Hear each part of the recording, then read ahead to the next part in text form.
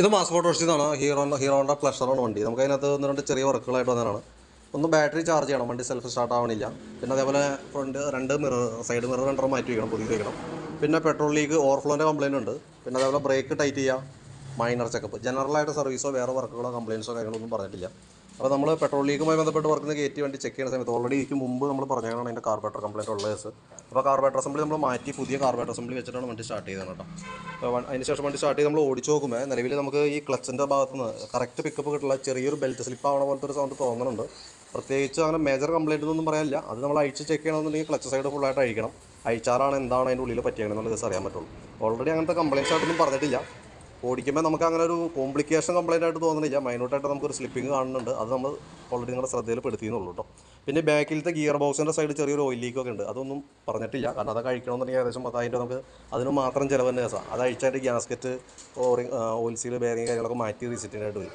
അപ്പോൾ അതിൻ്റെ കേസൊന്നും പറഞ്ഞിട്ടില്ല, ഞാൻ ജസ്റ്റ് അത് കണ്ടപ്പോൾ ഇൻഫോം ചെയ്തെന്നുള്ളൂ. പിന്നെ എഞ്ചിൻ ഓയിൽ ലെവൽ കാര്യങ്ങളൊക്കെ ഉണ്ട്. പിന്നെ 2 സൈഡ് മിറർ 2 മാറ്റി വെച്ചിട്ടുണ്ട്.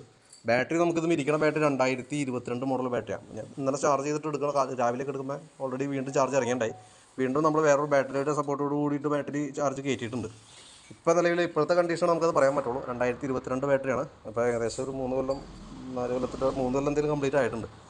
നമ്മളതിൻ്റെ വോൾട്ട് നോക്കുമ്പോൾ 13 വോൾട്ട് ഇപ്പോൾ കാണിക്കുന്നുണ്ട്. അപ്പോൾ ഫുൾ ചാർജ് ചെയ്തിട്ട് ഇപ്പോൾ എടുത്തിട്ടുള്ളൂ കേട്ടോ. ലോഡ് ടെസ്റ്റിലേക്ക് കൊടുക്കുമ്പോൾ 9.5 അത് ഏകദേശം ഒരു 9.5 വോൾട്ട് നമുക്കിപ്പോൾ ലോഡ് ടെസ്റ്റിലും കാണിക്കുന്നുണ്ട്.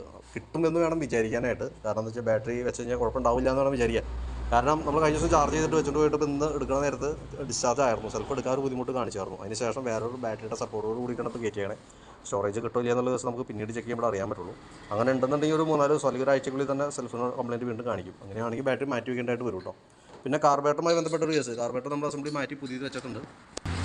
നമുക്കതിനെ ഇപ്പോൾ നിലവിൽ നമ്മൾ വെച്ചേക്കുന്ന കമ്പനി ഒറിജിനൽ കാർബറേറ്റർ അസംബ്ലി തന്നെ വെച്ചേക്കണം. ഹീറോൻ്റെ ഒറിജിനൽ കാർബറേറ്റർ അസംബ്ലി തന്നെ വെച്ചേക്കണേ.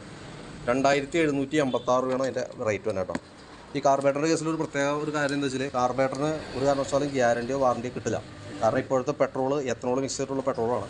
അതുകൊണ്ട് തന്നെ കാർബറേറ്റർ പിന്നീട് അങ്ങോട്ടേക്ക് ഇപ്പോൾ നമ്മൾ കുറച്ച് ദിവസം ഉപയോഗിക്കാണ്ടൊക്കെ ഇരുന്ന് കഴിഞ്ഞാൽ വീണ്ടും സെയിം ഇതേപോലെ തന്നെ കംപ്ലയിൻറ്റ് കാണിച്ചേക്കാം. അതുകൊണ്ട് ഓൾറെഡി കാർബറേറ്ററിൻ്റെ ഭാഗത്തുനിന്ന് ഒരു കംപ്ലയിൻസ് എന്ത് വന്നാൽ പോലും നമുക്കത് വാറണ്ടിയിൽ ക്ലെയിം ചെയ്യാനായിട്ട് പറ്റില്ല കേട്ടോ. ഓൾറെഡി സ്പെയർ പാർട്സിനൊന്നും നിലവിൽ അങ്ങനെ വാറണ്ടി ഓപ്ഷനൊന്നും ഇല്ല. പക്ഷേ കാർബറേറ്റർ ഓൾറെഡി ഇത്രയും വില ഉള്ളതുകൊണ്ട് തന്നെ നമ്മൾ എടുത്ത് പറയേണ്ട കേസ് ഓവർഫ്ലോ കംപ്ലയിൻറ്റോ എന്തെങ്കിലും വന്നാൽ പോലും കിട്ടില്ല, കമ്പനി തരില്ല. അപ്പോൾ നമ്മളോട് പിന്നെ വഴിക്ക് വന്നിട്ട് കാര്യമില്ല. കാരണം അതാണ് ഇപ്പോഴത്തെ സിറ്റുവേഷൻ കേട്ടോ. ഒരു സ്ഥലത്തും കിട്ടുന്നില്ല, ആർക്കും കൊടുക്കുന്നില്ല. കംപ്ലയിൻറ്റ്സ് വരാനുള്ള സാധ്യത വളരെ കൂടുതലാണ് ഈ പെട്രോൾ ഉപയോഗിക്കുന്നത്. അതുകൊണ്ടാണ് ഒരാളും കൊടുക്കാത്തതിൻ്റെ കേസ് കേട്ടോ. അപ്പോൾ ഞാൻ അതിൻ്റെ ഏകദേശം ഒരു എസ്റ്റിമേറ്റ് ഒക്കെ ആക്കാം. എൻ്റെ ഡീറ്റെയിൽസൊക്കെ വാട്സപ്പിലേക്ക് ഇട്ടേക്കാം. വീഡിയോ കണ്ടുകഴിയുമ്പോൾ നോക്കിയിട്ടൊന്ന് റിപ്ലൈ ഇട്ടോളാം. ഓക്കെ.